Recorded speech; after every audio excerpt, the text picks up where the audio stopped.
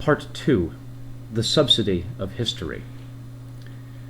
Accordingly, the single biggest subsidy to modern corporate capitalism is the subsidy of history, by which capital was originally accumulated in a few hands, and labor was deprived of access to the means of production and forced to sell itself on the buyer's terms.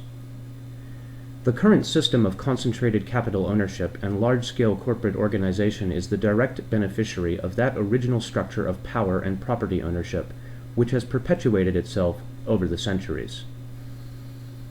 For capitalism as we know it to come about, it was essential first of all for labor to be separated from property.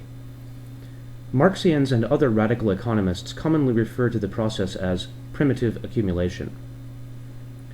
What the capitalist system demanded was a degraded and almost servile condition of the mass of the people, the transformation of them into mercenaries, and of their means of labor into capital.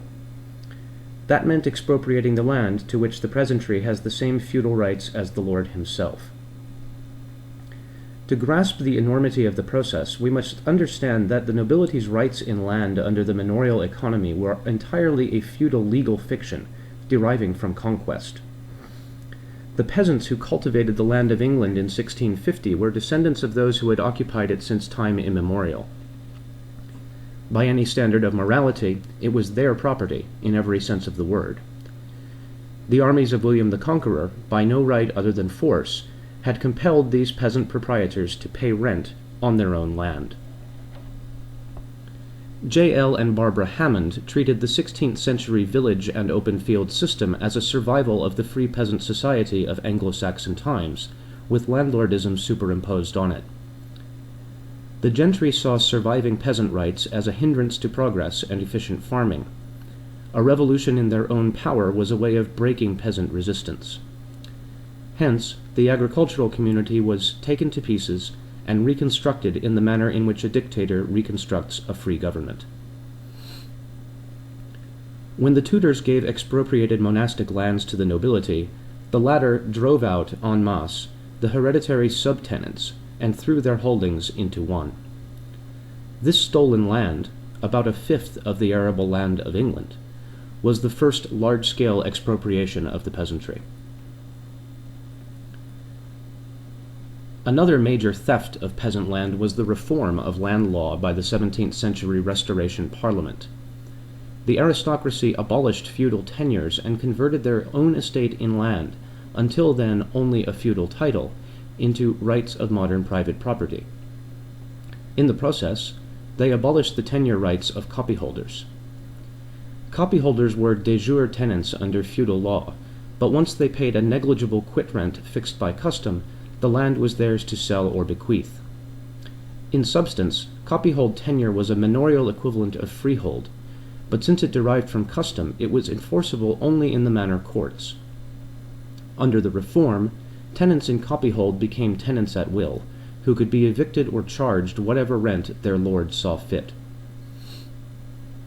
Another form of expropriation, which began in late medieval times and increased dramatically in the 18th century, was the enclosure of commons, in which, again, the peasants communally had as absolute a right of property as any defended by today's, quote, property rights advocates.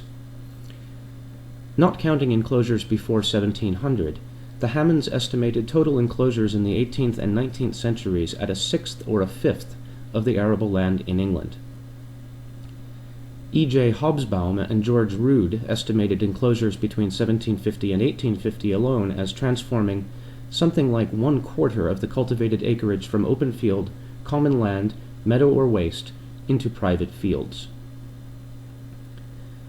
The ruling classes saw the peasants' right in commons as a source of economic independence from capitalist and landlord, and thus a threat to be destroyed. Enclosure eliminated a dangerous center of indiscipline, and compelled workers to sell their labor on the master's terms. Arthur Young, a Lincolnshire gentleman, described the commons as, quote, a breeding ground for barbarians, nursing up a mischievous race of people. Everyone but an idiot knows, he wrote, that the lower classes must be kept poor, or they will never be industrious.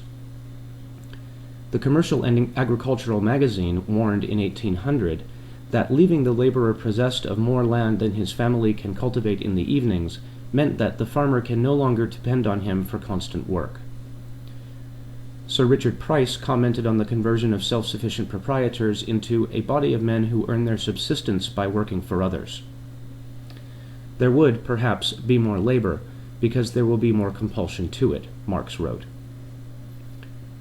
Marx cited parliamentary acts of enclosure as evidence that the commons, far from being the private property of the great landlords who have taken the place of the feudal lords, actually required a parliamentary coup d'état for its transformation into private property.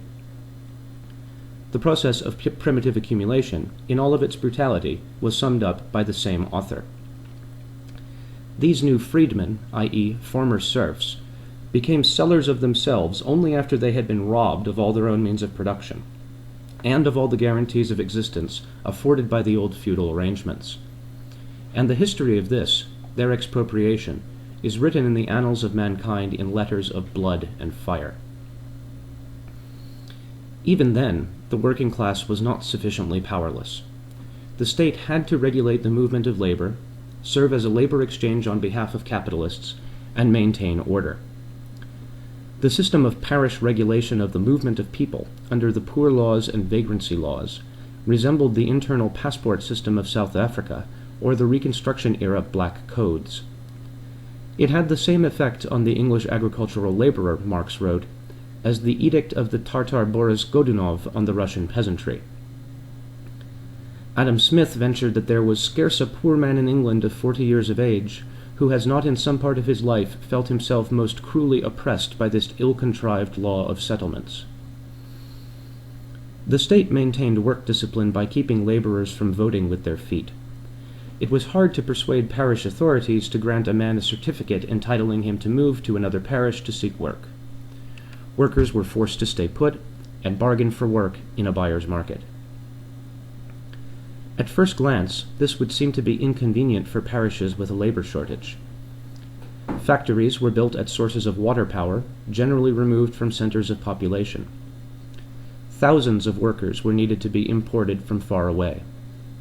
But the state saved the day by setting itself up as a middleman in providing labor-poor parishes with cheap surplus labor from elsewhere, depriving workers of the ability to bargain for better terms. A considerable trade arose in child laborers, who were in no position to bargain in any case. Relief was seldom bestowed without the parish claiming the exclusive right of disposing, at their pleasure, of all the children of the person receiving relief, in the words of the Committee on Parish Apprentices in 1815.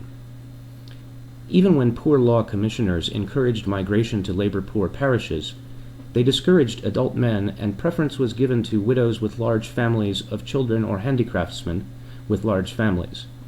In addition, the availability of cheap labor from the poor law commissioners was deliberately used to drive down wages. Farmers would discharge their own day laborers and instead apply to the overseer for help.